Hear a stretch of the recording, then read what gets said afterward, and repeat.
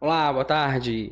Marcos Amorim da SPED para quem faz aqui, pronto para mais uma live na SPED para quem faz. Sejam todos muito bem-vindos. Hoje vamos falar de um tema bem interessante, que são as novidades trazidas aí pelo Perguntas Frequentes da FDSM-SPI, que foram atualizadas, né, recentemente, agora no dia 9 de março. Então, o objetivo hoje é a gente estudar a respeito dessas novidades, dessas atualizações aí trazidas.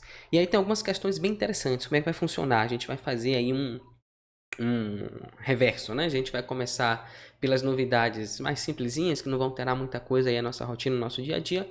E vamos num crescente até chegar na novidade que eu considero que é a mais importante de todas. Então, a gente vai iniciar essa jornada aqui agora. Foram até poucas alterações, né? Por isso que vai dar para a gente fazer tudo isso numa live só. Mas eu espero que seja bastante útil para vocês essas informações. Eu acredito que sim, principalmente a última questão que eu vou trazer vai ser bem relevante, vai ajudar bastante as pessoas, inclusive, que trabalham aí com recuperação de arquivos, né? Perdi meu arquivo, perdi meu recibo do SPED fiscal, como é que eu faço para recuperar essa informação? Então a gente vai ter aí uma novidade, né? Bem interessante, bem pertinente para essas pessoas que andam esquecidas aí, perdendo seus recibos, certo? Então, vamos iniciar aqui a nossa transmissão ao vivo e falar sobre essas novidades trazidas aí pelo Perguntas Frequentes. Então, Perguntas Frequentes foi atualizado no dia 9 de março de 2020 para a versão número 6.1, tá? Essa é a nova versão do SPED fiscal que começou a valer já, né, desde o dia 9 de março, que foi quando ela foi implementada. Então, dentro das alterações, ele trouxe algum conjunto, né, alguns conjuntos de informações. Quais foram elas? Ele trouxe as alterações das respostas, né, relacionadas lá aos estados ao estado de Pernambuco e o Distrito Federal. Trouxe também a inclusão da referência ao bloco B, que é o bloco exclusivo lá para os contribuintes do Distrito Federal, e trouxe também a inclusão de uma nova resposta, uma resposta só, e também a alteração de algumas respostas que já existiam dentro desse perguntas frequentes, certo? Então, com isso a gente vai começar aqui os nossos estudos e eu vou apresentar para vocês essas novidades aqui. A primeira delas, então, como eu falei, a gente vai começar da menos relevante e vai até a mais relevante. A menos relevante delas diz o seguinte: ó, alteração das respostas relativas à obrigatoriedade gradual da entrega da FD, ICMS e IPI pelos contribuintes domiciliados em Pernambuco e no Distrito Federal, além daqueles estabelecidos pelas instruções normativas da Receita Federal do Brasil 1371 de 2013 e 1685 de 2017. Então, essas eram as instruções, né, que esses estados tinham que seguir, relacionadas a... Tem alguma que é relacionada ao IPI, relacionadas ao Bloco K.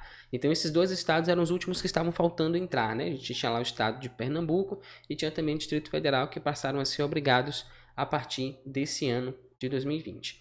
E aí, o que foi que alterou, né, lá no Perguntas Frequentes? Eles alteraram lá a questão 1.4.1, que é exatamente onde tem a pergunta, onde se encontra a legislação aplicável à FD ICMS-PI. Então, lá a gente encontrou essa resposta agora. A legislação geral aplicável à FDSME, esse MSP encontra-se no endereço e ele dá o link, né, que você pode clicar e vai sair lá no site do projeto SPED, onde tem todas as informações relacionadas ao projeto SPED, mais especificamente nesse caso a FDSME-SPI. E aí ele completa aqui, né, a legislação específica de cada estado deve ser consultada no site da Secretaria da Fazenda do domicílio do contribuinte, que deverá seguir a legislação encontrada, e aí ele dá encontrada no link citado, né? Os contribuintes domiciliados em Pernambuco, no Distrito Federal, contribuintes ou não do IPI, tá? Essa é a novidade, deverão observar as regras estabelecidas em cada UF a partir do início da obrigatoriedade da entrega da FDSMS-IPI, determinada pelos entes. Então, ele estabelece aqui que os estados eles têm as suas preferências, né, no momento de gerar o SPED fiscal. Então, lá no Distrito Federal, a gente tem esse bloco B, que é preenchido apenas pelos contribuintes do Distrito Federal, e os demais estados eles vão sempre se adequar à legislação da FDSMS-PI, tá? A legislação geral. Então, como eu sempre venho dizendo, já algumas lives, não é que cada estado vai ter o seu SPED fiscal, eles vão estabelecer as regras, né, como é que vai funcionar a escrituração nos seus estados, basicamente obrigando ou desobrigando alguns registros e estabelecendo algumas formas, né? Para escriturar tal operação, você vai usar lá tal registro, tal registro, tal registro, né? A gente dá o exemplo sempre aqui dos ajustes de apuração do ICMS. Você tem lá uma antecipação parcial, por exemplo. Tem estado que prefere usar o registro 697, tem estado que prefere usar o registro 111. Então isso aí fica a critério de cada UF fazer, mas os registros vão ser sempre os mesmos e as informações que vão ser lançadas lá também serão sempre as mesmas, tá? E aí ele apenas atualizou essa informação, né, trazendo agora todos os estados e o Distrito Federal têm agora essa base em comum, obedecem à legislação da FDIC-MSPI como um todo, a legislação nacional, e podem fazer as suas customizações, né, no sentido de incluir, retirar registro, né, estabelecer alguma forma específica de apresentar esses registros, ok? Depois, a gente vai para o próximo passo, que é a inclusão da referência do item 18, bloco B. Então, foi adicionado uma nova seção, né, seção 18, que fala exatamente sobre esse novo bloco aí que começou a valer a partir de 2019. E lá nesse novo bloco diz o seguinte: o bloco B foi incluído para vigorar a partir do período de apuração de janeiro de 2019, apuração de ISS, exclusiva para contribuintes do Distrito Federal. Questões relativas ao bloco B devem ser dirigidas diretamente à Secretaria Econômica do Distrito Federal, onde se localiza o estabelecimento do contribuinte. Lista de meios corporativos disponível no endereço X. Ele coloca aqui aquela nossa tabelinha já conhecida que tem os contatos de todas as UFs. Então, nesse caso específico, né, por exemplo, bloco B seria um bloco exclusivo, né? Então, só quem está no Distrito Federal hoje é que escritura esses registros. Então, se você tiver alguma dúvida relacionada, muito provavelmente você é do Distrito Federal e, portanto, deve entrar em contato diretamente com o Distrito Federal para tirar dúvidas a respeito disso. E ele dá aqui um link que você pode acessar facilmente, pelo menos em teoria, né, a legislação e a Cefaz de lá. Depois a gente vai agora para o terceiro, né? A gente já falou sobre as alterações das respostas relativas a Pernambuco e Distrito Federal. Falamos da inclusão da referência ao item 18, que é o bloco B. E agora a gente vai para a inclusão de perguntas. Então teve apenas uma inclusão de pergunta nesse novo documento, né, o documento 6.1, de 9 de março, que é o seguinte, uma pergunta até bem simples. A pergunta 11.1.16.2 diz assim: na NFE 4.0 foi excluído o campo indicação de pagamento. Será mantida a obrigação de indicação do campo indicador do pagamento do registro C100? Então, esse novo modelo, né, nova versão da nota fiscal eletrônica, modelo 55, tirou lá os campos de indicação de pagamento. E no SPED fiscal a gente continua com esse campo. Então, a dúvida do contribuinte é se ele deve ou não continuar informando o tipo de pagamento, né, o indicador tipo de pagamento lá no seu SPED fiscal. E a resposta é que sim, o contribuinte deverá continuar escriturando a informação. Então, essa pequena inclusão de informações que nós tivemos aí no nosso SPED fiscal, certo? Agora a gente começa a entrar na parte mais interessante, são as novidades aqui que vão impactar mais o nosso dia a dia de trabalho, sempre naquela sequência, né, que estou dizendo, das mais fúteis, digamos assim, para as mais importantes, essas alterações. Então a gente entrou agora no bloco da alteração de respostas às perguntas. Então tem uma série de perguntas lá no Perguntas Frequentes, né? Hoje o documento tem aí 127 páginas e ele tinha algumas respostas que foram alteradas. Então, algumas dessas respostas aqui, deixa eu contar aqui para vocês quantas foram. 1, 2, 3, 4, 5, 6, 7, 8. 8 perguntas que foram alteradas na legislação, no Perguntas Frequentes. Né? Então, a resposta dessas perguntas foi alterada. Então, vou agora passar por cada uma delas e tem pelo menos 2 perguntas aqui que são muito interessantes e muito importantes aí para o nosso dia a dia de trabalho. Eu quero compartilhar isso com vocês. A primeira questão é a questão 1.25.1, a primeira que sofreu alteração. E qual é essa pergunta? Ela diz o seguinte: há alguma restrição quanto ao uso de alguma unidade de medida? Então, unidade de medida a gente informa lá no registro 0190. E, inclusive, esse registro teve uma alteração, né? Ele teve excluída a sua regra de validação para esse ano de 2020. E qual era a regra de validação? É que o código que você utiliza lá no 0190 não poderia ser o mesmo da descrição.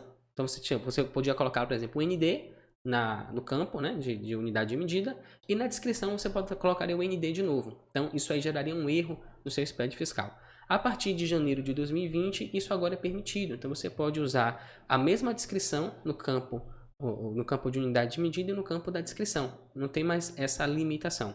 E aí isso tem tudo a ver com a pergunta, né, que está sendo respondida agora, que foi alterada a resposta. E ela diz o seguinte, ó, não, devem ser informadas as unidades de medida usuais utilizadas nas operações comerciais. A tabela deve ser criada e mantida pelo informante do arquivo com as unidades de medida comumente utilizadas na prática comercial. Certo? Então a pergunta é se há alguma restrição ou não. Não, né? Antigamente tinha essa restrição e a partir de janeiro de 2020 não tem mais, ok? A pergunta seguinte que a gente tem, a pergunta 5.5.4, ela diz o seguinte: qual o valor da multa instituída para entrega da FD, ICMS e IPI em atraso?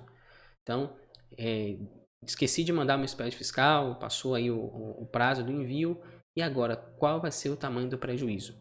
E essa resposta, inclusive, eles aumentaram bastante, ficou uma resposta bem longa, mas eu acho que vale a pena sim a gente detalhar cada um desses pontos. Ele dá aqui dois passos primeiro. Uma de competência da Secretaria Estadual, da circunscrição do contribuinte. Neste caso, consulte a legislação do ICMS do Estado do domicílio do estabelecimento. Ele define aqui em dois tipos de multas, tá? Tem a multa que vai ser aplicada pelo seu Estado. Então, se você está, no meu caso, eu estou na Bahia, então vou ter uma multa aplicada pela Bahia. Se você está no Distrito Federal, Pernambuco, Minas Gerais e assim sucessivamente. Então, e a segunda, que é outra de competência da RFB, que é a Receita Federal do Brasil, nos seguintes termos. E aí ele começa a descrever, né, como é que vai ser aplicada essa multa por parte da Receita Federal. Então, a multa do seu estado é uma coisa, a multa da Receita Federal é outra completamente diferente. E aí, nesse quesito da multa da Receita Federal, que é comum a todos os estados, ele vem trazendo para a gente a Lei 13.670, de 30 de maio de 2018, que veio dar nova redação aos artigos 11 e 12 da Lei 8.218 de 1991. Então, essa Lei 13.670 de 2018 alterou a Lei 8.218 de 1991, tá? Que dispõe sobre a atualização de sistemas de processamento eletrônico de dados para registrar negócios e atividades econômicas ou financeiras, escriturar livros ou elaborar documentos de natureza contábil ou fiscal e a manter à disposição da Secretaria da Receita Federal os respectivos arquivos digitais e sistemas. Okay? Então ele está trazendo para a gente aí uma atualização. A lei de 91, né? Em 91 a gente não tinha essa questão do processamento eletrônico de dados, agora a gente já tem, então ele vem trazendo uma atualização a respeito dessa lei. E aí ele prossegue ainda. De acordo com a nova redação do artigo 12, né, da Lei 8.218 de 1991, que foi alterada em 2018, a inobservância do artigo precedente acarretará a imposição das seguintes penalidades. Então, se você não seguiu o que está estabelecido lá, né, nessa lei, né, artigo 11, e no artigo 11, no artigo 12, ele vai estabelecendo quais são as regras, quais são as penalidades que você estará sujeito. Então, ele cita o inciso 1. É uma multa equivalente a 0,5%, né, 0,5%, do valor da receita bruta da pessoa jurídica no período a que se refere a escrituração, aos quais não atenderem aos requisitos para apresentação dos registros e respectivos arquivos. Tá? Então, você tem uma multa relacionada simplesmente o seu arquivo não está conforme as regras estabelecidas de até 0,5% do seu faturamento. No inciso 2, a gente tem a multa equivalente a 5% sobre o valor das operações correspondentes, limitada a 1% do valor total da receita bruta da pessoa jurídica no período que se refere à escrituração, aos que omitirem ou prestarem incorretamente as informações referentes aos registros dos respectivos arquivos. Então, qual é a diferença do inciso 1 para o inciso 2?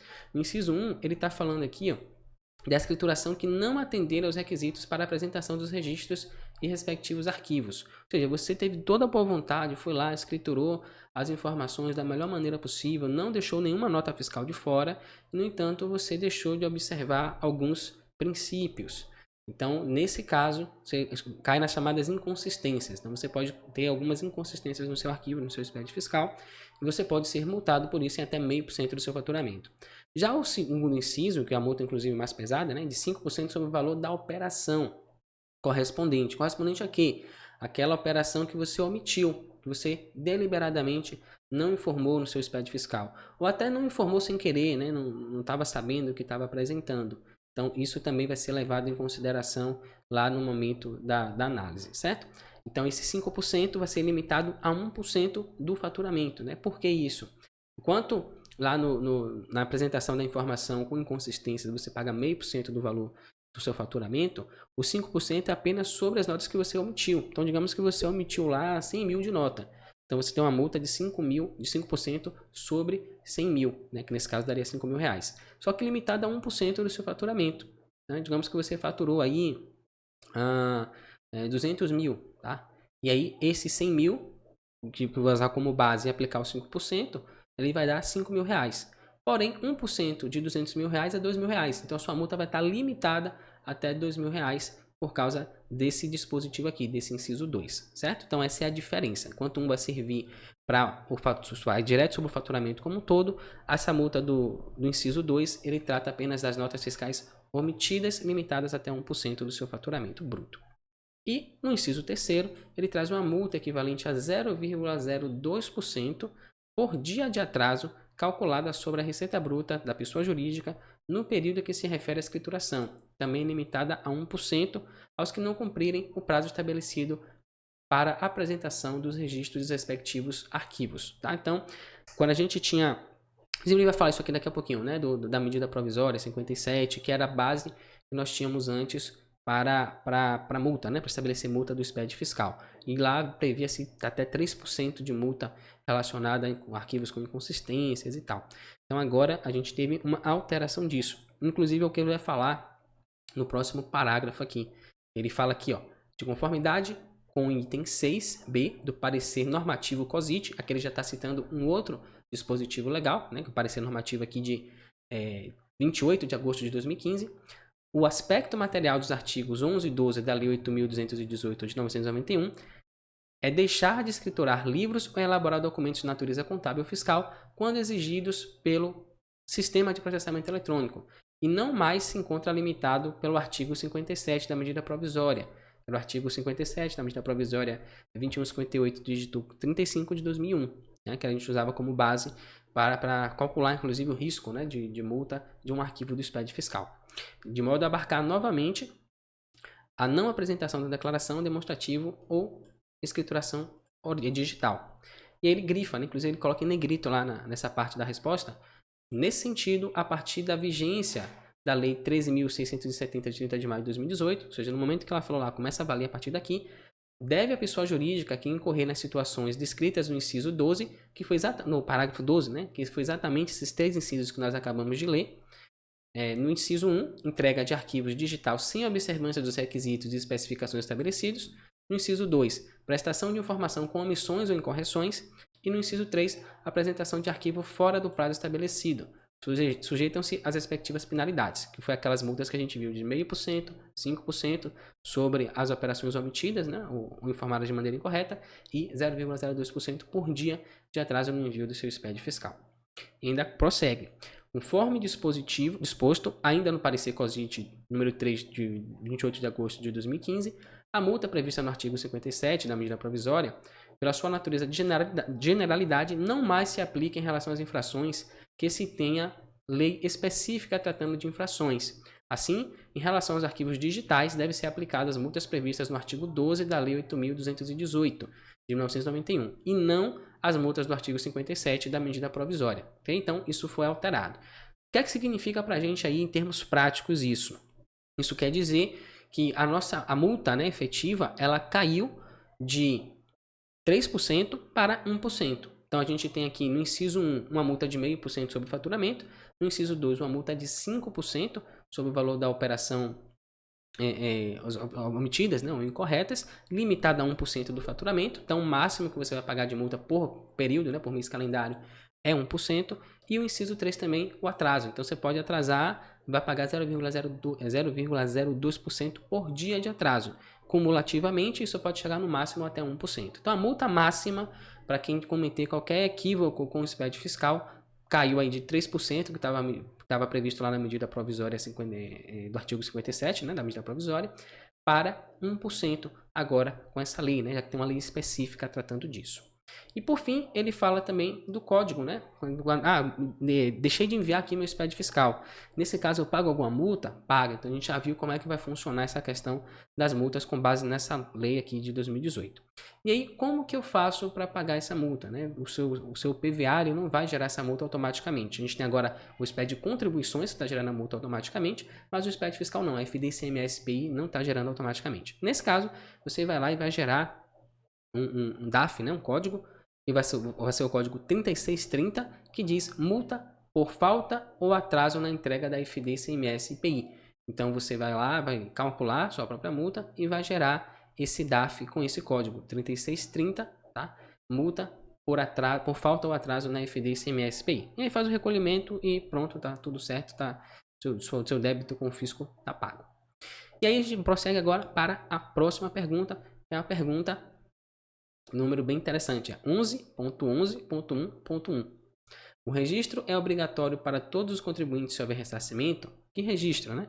Ele está falando do registro C176 do SPED fiscal, que é aquele registro que fala sobre as operações de ressarcimento de ICMS-ST. Inclusive agora, a partir de 2020, estamos tendo aí diversos registros, né? Mais especificamente 11 novos registros relacionados à escrituração de operações com ressarcimento, restituição e complementação do ICMS-ST. E o que é que ele traz aqui para a gente nessa alteração de resposta? Ele diz o seguinte, a pergunta do contribuinte é se o registro 676 é obrigatório para todos os contribuintes se houver ressarcimento. A resposta do fisco é que não. Ele fala que esse registro deve ser informado apenas pelos contribuintes para os quais a legislação estadual obriga a emissão nas operações interestaduais de documento fiscal para ressarcimento de ICMS em operações com substituição tributária pelo valor da última entrada. Então, ele apresenta aqui que essa regra vale apenas para a legislação dos estados que prevêem nas operações de venda interestadual. Então, aquela operação que eu comprei a mercadoria, paguei a substituição tributária, né, a antecipação, seja através do cálculo mesmo, eu mesmo fiz o cálculo, fiz o recolhimento, ou o meu fornecedor já cobrou isso para mim na nota fiscal.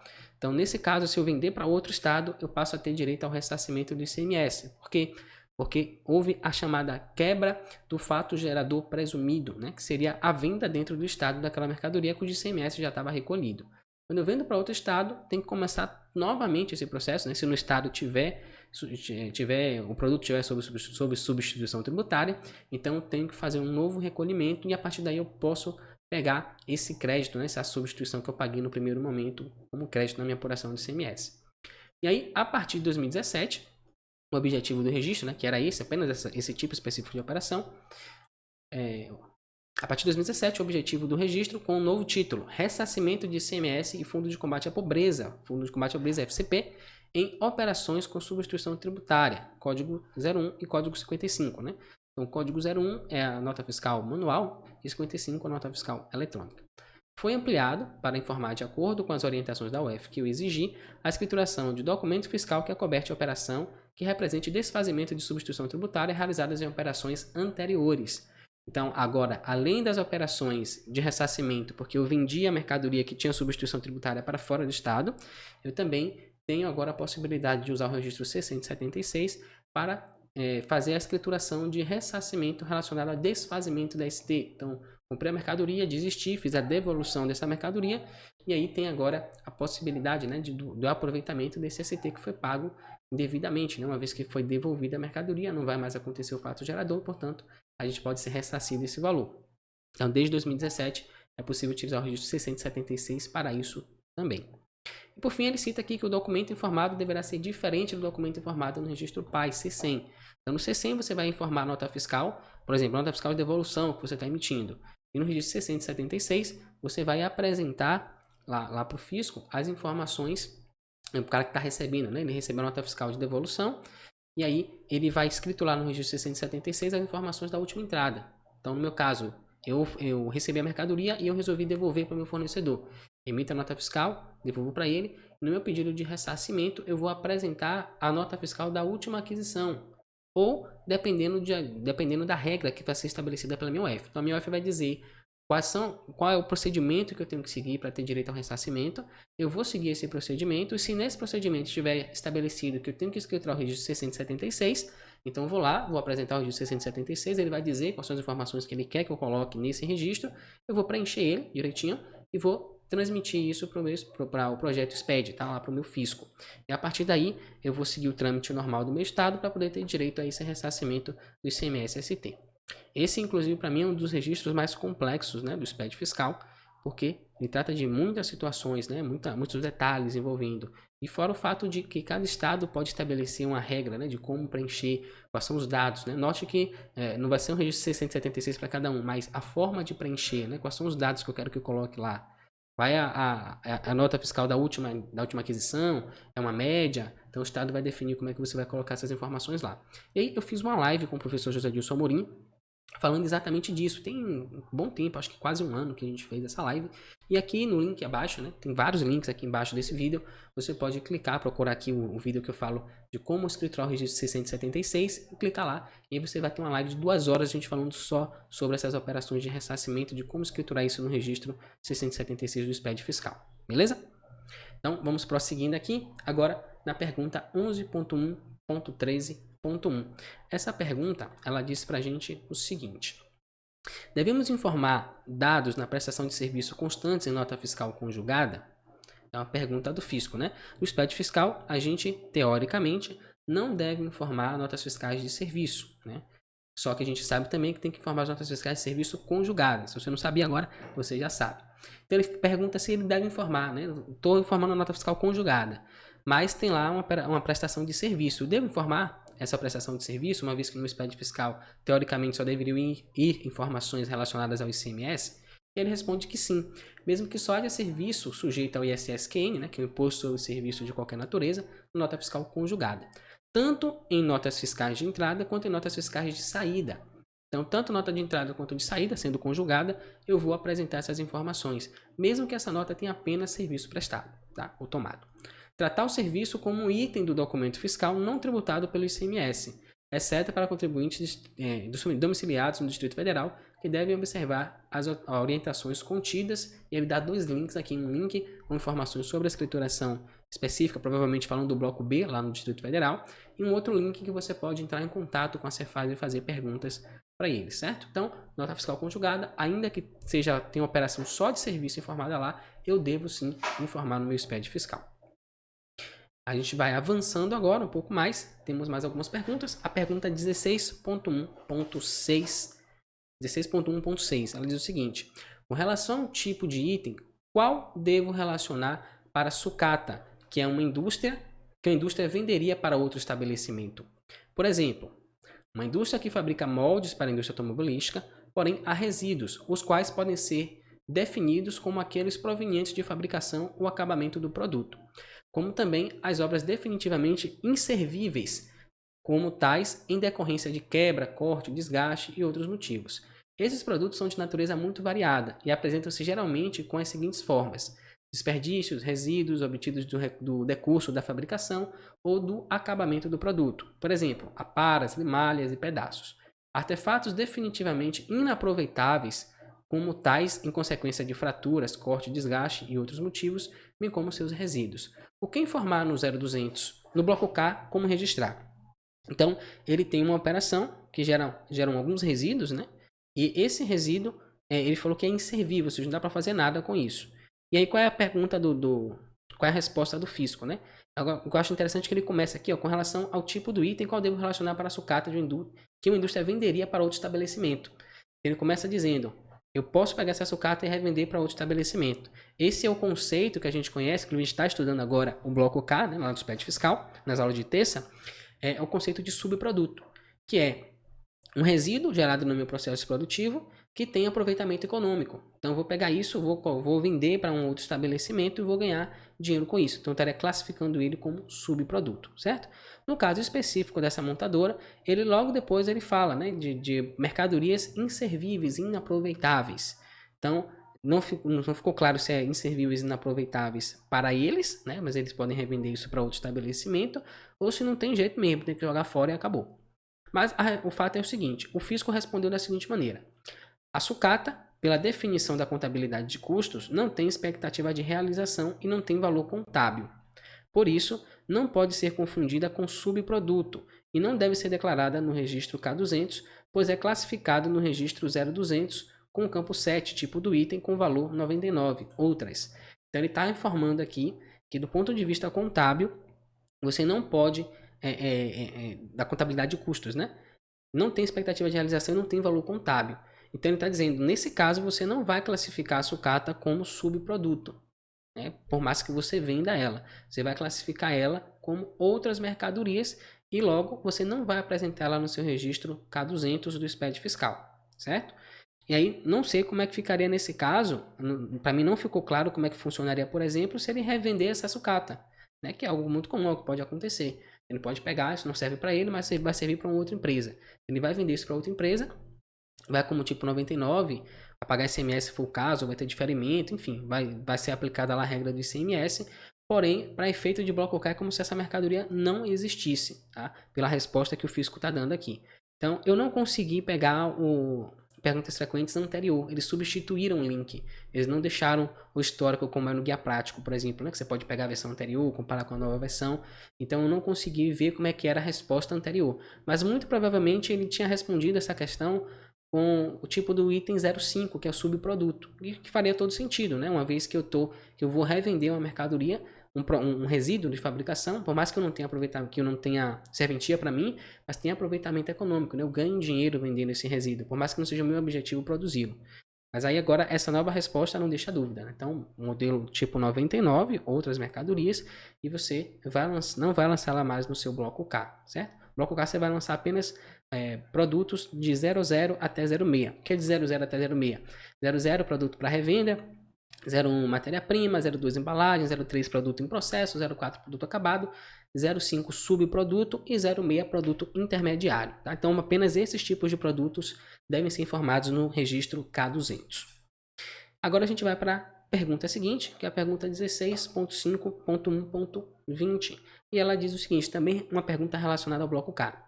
Como informar no bloco K de protótipos o consumo de insumos empregados na elaboração, visto que não existe estrutura de produto ou ordem de produção até que o protótipo seja aceito? Então, interessante, essa pergunta, inclusive, a gente abordou ela, a gente estudou ela algumas aulas atrás, quando a gente estava falando do K230, se não me engano, registro K230. E lá a resposta foi que essa operação, né, essa produção de protótipo, não entraria no bloco K porque a empresa não tem um objetivo, a atividade econômica da empresa não é produzir protótipo. Então o protótipo seria um modelo, um teste, que caso desse certo, seria colocado em produção, e aí em produção sim, teria que ser escriturado no bloco K. Agora eles mudaram um pouquinho essa resposta, na verdade eles ampliaram a resposta. O que é que tem agora aqui, né? Então vou reler a pergunta só para ficar mais claro aí. Como informar no bloco K a produção de protótipos e o consumo de insumos empregados na elaboração, visto que não existe estrutura de produto ou ordem de produção até que o protótipo seja aceito? Então, primeiro, há duas situações possíveis que devem ser adotadas de acordo com o modelo operacional do contribuinte. A. Se o protótipo sempre é descartado ou não há controle do protótipo em estoque como ativo que possa vir a ser comercializado. Então você não faz controle nem da produção, nem do protótipo, não tem um estoque lá do protótipo. Os insumos do protótipo são baixados por meio de emissão de nota fiscal com respectivo estorno do ICMS e do IPI. Então você vai dar baixa nisso como se você estivesse pegando para uso e consumo, se a legislação exigir, e não são apontados no bloco K. O consumo de insumos impacta nos estoques, na sua baixa, e não há apontamento de item em estoque relacionado ao protótipo. Ou seja, você não vai gerar nenhum apontamento, nenhuma escrituração do bloco K relacionado à construção desse protótipo, se você não tiver nenhum controle dele. E aí o B. Se não há previsão de descarte do protótipo, ou há controle de protótipo, ou seja, você está fazendo um controle disso, deixa esse protótipo no estoque, ele pode ser vendido, por exemplo, né? Então ele vem falando, né? Se não tem nenhuma previsão de descarte ou há o controle do protótipo em estoque com um ativo que possa vir a ser comercializado, a produção do protótipo é apontada no bloco K, indicando-se os insumos utilizados na sua elaboração. O consumo dos insumos impacta nos respectivos saldos e a conclusão do protótipo gera um item em estoque do tipo produto acabado. Então é como se fosse uma produção normal. Você vai ter lá os insumos, vai gerar subprodutos, se for o caso, né? Tiver mais de uma etapa do processo produtivo, e no finalzinho lá você vai ter o protótipo como um produto acabado. Se o protótipo vier a ser comercializado, emite-se a NFE, relacionada à comercialização do produto. Se houver descarte do protótipo, emite um NFE com CFAP 5929, tornando-se o crédito do ICMS e IPI, conforme dispuser a legislação. É aconselhável que o protótipo em estoque seja controlado com um código distinto dos demais produtos, de forma que o fisco possa visualizar perfeitamente essa situação esporádica. Ou seja, ele está dizendo que você vai criar um código específico para o protótipo. Por mais que você acompanhe ele, né, dos insumos, da produção do produto acabado, coloque em estoque, é bom que você tenha um código separado da versão de produção. Então, o protótipo, você foi lá, produziu, pode até vender ele, e você tem um outro código para quando estiver na produção propriamente dita. Então, você vai gerar lá e vai colocar em outro código para poder vender essa mercadoria, certo? Agora a gente vai chegar nas últimas duas perguntas relacionadas ao SPED fiscal, tá? Que são as duas perguntas que eu achei mais interessantes aqui para a nossa live de hoje. A primeira é a 17.5.1.2, que diz o seguinte: quais valores devo informar no registro 1600? Uma pergunta, inclusive, que eu recebo bastante, né? O registro 1600, para quem não sabe, são aquelas operações com cartão de crédito e débito. Então, como é que eu devo informar isso? Então, ele diz aqui, ó, deve ser informado o valor total das operações de venda realizadas pelo declarante por meio de cartão de débito ou crédito de loja, aí tem aqui entre parênteses private label, e demais instrumentos de pagamento eletrônicos, discriminado por instituição financeira e de pagamento, integrante ou não do sistema de pagamentos brasileiros, que é o SPB. Deve-se consultar o contrato firmado entre a instituição e o informante do arquivo para se ratificar a existência da prestação do serviço. E aí ele finaliza. Deve ser informado o valor total destas vendas, excluindo os estornos, cancelamentos e outros recebimentos não vinculados à sua atividade operacional. Então, você vai informar o que no registro 1600, todas as vendas relacionadas a cartão de débito ou cartão de crédito. Inclusive, teve uma pergunta que me fizeram, que era sobre vale alimentação. O vale alimentação é aquele que você tem um cartãozinho, né? Que você vai lá, passa o cartão, aí almoça, bota uma senha e debita lá aquele valor. Se isso também deveria ser informado, né? O ticket alimentação, vale alimentação, enfim. Se isso deveria ser informado no registro 1600 também. E eu fiz uma pergunta à Cefaz aqui da Bahia, eles disseram que sim, qualquer meio de pagamento eletrônico deve ser informado, portanto, no registro 1600. Apenas excluindo aí estornos, né, cancelamentos e os recebimentos não vinculados à sua atividade operacional. Então, digamos que você tem uma maquininha de cartão, você faz as suas operações de venda, emite lá, né, a nota fiscal, faz a venda, tal, tudo direitinho. E você tem um outro recebimento não relacionado à sua atividade principal. Digamos que, sei lá, você vendeu um bem da empresa, tá? Um ativo imobilizado. Nesse caso, é uma receita que não está ligada à atividade operacional da empresa. Digamos que a empresa tinha um carro lá e ela resolveu vender esse carro para fazer um capital para comprar um outro carro melhor, mais novo, ou sei lá, melhor para ela. E aí o que acontece? Nesse caso, você aceitou o pagamento via cartão de crédito, por exemplo. Essa receita não vai entrar lá no seu registro 1600. Por quê? Porque é uma receita que não está vinculada à sua atividade operacional, ok? Então, sempre meios de pagamento eletrônicos, quaisquer que sejam eles, e retirar, né, excluir os estornos, os cancelamentos e as receitas não provenientes da sua atividade operacional, beleza? E agora a última questão, a questão que eu achei mais legal de todas aqui dessa atualização, né, do Perguntas Frequentes, que diz respeito aos recibos, né? A pergunta é a 7.7.1. Ela diz o seguinte: perdi o recibo, como fazer para recuperá-lo? Então, quem me acompanha já há algum tempo sabe que tinha um procedimento, né, que a gente tinha que fazer, tinha que pegar o arquivo, tinha que ser o mesmo arquivo que você transmitiu, tinha que estar na mesma pasta, você não poderia ter excluído ele do seu PVA, por exemplo, tinha que estar bonitinho lá como sempre foi. Aí você faria uma nova transmissão e cairia de novo o recibo para você, tá? E agora eles criaram uma nova maneira de você recuperar esse recibo. Então, eu vou ler aqui a pergunta e a resposta. Perdi o recibo. Como fazer para recuperá-lo? Resposta. O recibo está apenas na máquina que transmitiu a FD ICMS PI e encontra-se na pasta escolhida pelo próprio contribuinte, aqui no arquivo .rec. Se você ainda possuir o arquivo transmitido, basta tentar transmitir novamente que o recibo será gravado. Tem que ser exatamente o arquivo transmitido originalmente.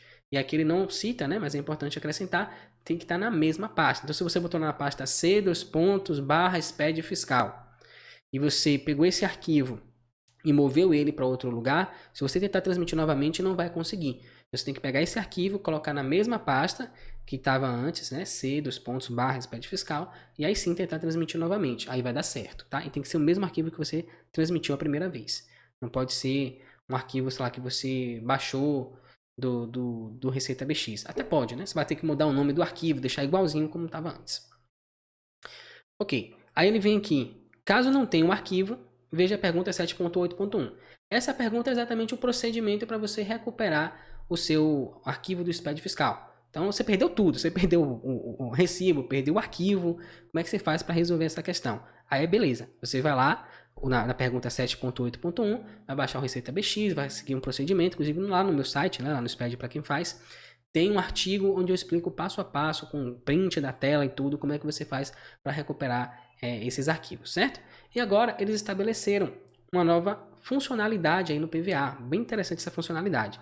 A partir da versão 2.6.0 do PVA, foi implementada a funcionalidade recuperar recibo de transmissão, acessível através do menu superior, item, escrituração, recuperar recibo de transmissão, ou simplesmente Ctrl H. Então, eu vou aqui compartilhar a tela com vocês para poder mostrar como é que vai ser, como é que está sendo feita, como é que está sendo feito esse procedimento agora. Então, vamos lá. Compartilhando a tela. Aqui a gente vai acessar, estou aqui no meu PVA, certo? E aí, ó, eu tenho aqui escrituração fiscal, recuperar recibo, Ctrl H. Então, eu posso vir, clicar aqui, vai aparecer essa tela. Eu posso dar Ctrl H e ele vai aparecer a mesma tela.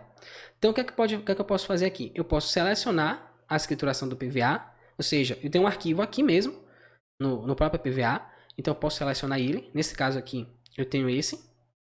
Eu vou selecionar ele aqui, vou dar um OK. E aí, ele vai começar a fazer a procura desse recibo para mim. Ele vai consultar lá, ó, a base, pronto. Já trouxe para mim o recibo. Já está aqui impresso, bonitinho. Número aqui, número do recibo, tudo maravilha. É só chegar aqui agora e imprimir, tá? Direto. Então, ele já traz para a gente automaticamente. E, pô, eu perdi o recibo e perdi o arquivo. Eu perdi os dois. E agora, como é que eu faço? Não tem problema. Ctrl H. Aí você vem aqui, ó, buscar de arquivo. Ou seja, buscar de arquivo o quê? Buscar o recibo, né, de arquivo. Deseja recuperar o recibo de alguma escrituração do PVA ou buscar de arquivo? Atenção, esse será importado. Esse será importado o quê? Esse arquivo que você está puxando, tá? Então, ou seja, você fez uma retificação, ou mexeu depois nesse arquivo do SPED fiscal, você vai sobrepor. O que ele está dizendo é o seguinte, vai importar esse arquivo novamente aqui no seu SPED fiscal. Beleza, eu quero importar do arquivo que eu não tenho aqui no PVA. Clico aqui em buscar, vou lá, vou pegar um arquivo aqui qualquer e vou abrir. Aí ele vai fazer o mesmo processo, ele vai importar, ó, o meu SPED fiscal, vai criar o banco de dados, tudo direitinho, gerando as validações, vou lá buscar, calculando e tal, e aí pronto, trouxe para mim o recibo. Tá aqui o recibo do período, com as informações, e beleza, só alegria agora. Então agora eu consigo recuperar também o meu arquivo do SPED fiscal. Tanto o arquivo, né, o TXT, através do Receita BX, quanto consigo agora recuperar também um recibo lá em PDF. Então aquela preocupação que a gente ficava antes, né? Perdi o recibo e agora como é que eu vou fazer? Já não tem mais, porque você já pode fazer isso de uma maneira muito mais fácil. Vai lá no PVA, dá Ctrl H, escolhe o arquivo, não precisa nem mais estar no seu PVA, não precisa mais estar na mesma pasta, nada disso. Simplesmente consegue aquele arquivo que você transmitiu. Se não tiver aí na sua máquina, vai lá no Receita BX e baixa e faz o seu download aí do recibo tranquilamente, certo? E aí, novidade massa essa, né? Eu gostei bastante disso, principalmente porque eu recebo muitas perguntas relacionadas a essa questão. Então, é isso. Essa foi a nossa live de hoje. Se você gostou, deixa o like, isso ajuda bastante a gente a compartilhar esse conteúdo para outras pessoas que talvez precisem dessa informação. Terça-feira que vem a gente está aí de novo com a nossa live do SPED fiscal, estudando agora o bloco K, registro K260 e K265, certo? E é isso, né? A gente se vê aí na próxima terça-feira. Aqui embaixo tem os links para se você quiser entrar no nosso grupo fechado no Facebook, grupo no Telegram. Se você quiser receber o aviso das aulas de terça-feira, tem um linkzinho aqui embaixo. Se você está começando agora no SPED fiscal, está perdido, não sabe por onde começar, tem um linkzinho aqui embaixo do nosso treinamento SPED fiscal essencial. Tem novidade aí, a gente vai fazer um treinamento no dia 30 de março, eu e o professor José Dilson Amorim, sobre essas operações, essas novidades, né, de ressarcimento, complementação e restituição do ICMS-ST. Então ele vai entrar com a parte de ICMS, explicar todas essas três operações, como é que elas funcionam, de onde foi que surgiu, e eu vou entrar com a parte prática, mostrando como é que faz para escriturar verdadeiramente essas operações nesses novos 11 registros aí do SPED fiscal, certo? Se não se inscrever no nosso canal, se inscreva aí, clica no sininho, né? Ativa o sininho para receber todo dia de manhã, às 7 da manhã em ponto, a gente tem um videozinho novo aí, entre 30 segundos e 5 minutos, com uma dica sobre o SPED fiscal para você começar o dia já bem informado, tá? Com isso, eu vou me despedindo de vocês, continuar aqui os nossos estudos na terça-feira que vem com o bloco K. Então, abraço a todos vocês, até a próxima terça-feira. Tchau, tchau.